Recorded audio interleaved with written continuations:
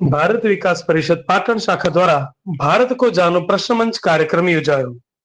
भारत विकास परिषद पाटण शाखा द्वारा तारीख 9 સપ્ટેમ્બર 2024 અને મંગળવારના રોજ શ્રી બીડી સાર્વજનિક વિદ્યાલય પાટણ ખાતે ભારત કો જાનોની મૌખિક પરીક્ષાનું આયોજન કરવામાં આવ્યું।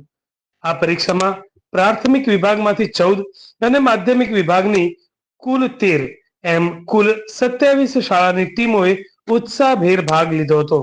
તેમાં પ્રાથમિક વિભાગમાં પ્રથમ ક્રમાંક Bhagwati international public school Patan, દ્વિતીય ક્રમાંક ટીડી સ્માર્ટ વિદ્યાલય તેમજ માધ્યમિક વિભાગમાં પ્રથમ ક્રમાંક ઓજસ વિદ્યાલય અને દ્વિતીય ક્રમાંક સરસ્વતી શિશુ મંદિરની ટીમે મેળવ્યો હતો।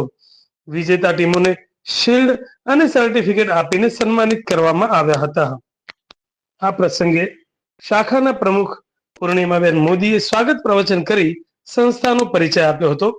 કાર્યક્રમના સંયોજક શ્રી ભાવેશભાઈ ત્રિવેદીએ પ્રાસંગિક ઉદ્બોધન કરી વિજેતા પ્રથમ ટીમો પ્રાંત લેવલે હારીજ ખાતે ભાગ લેવા જશે તેની પણ માહિતી આપી હતી।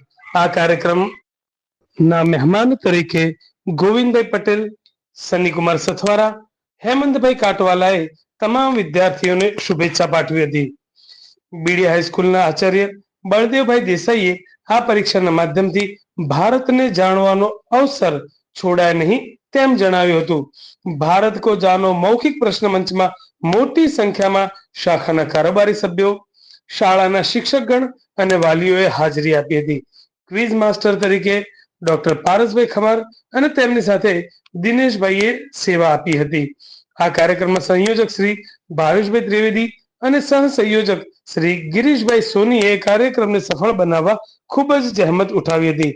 સંપૂર્ણ કાર્યક્રમમાં સ્કોરર તરીકે જીતુભાઈ પટેલ અને નિમિષાબેન જાનીએ સેવા આપી હતી।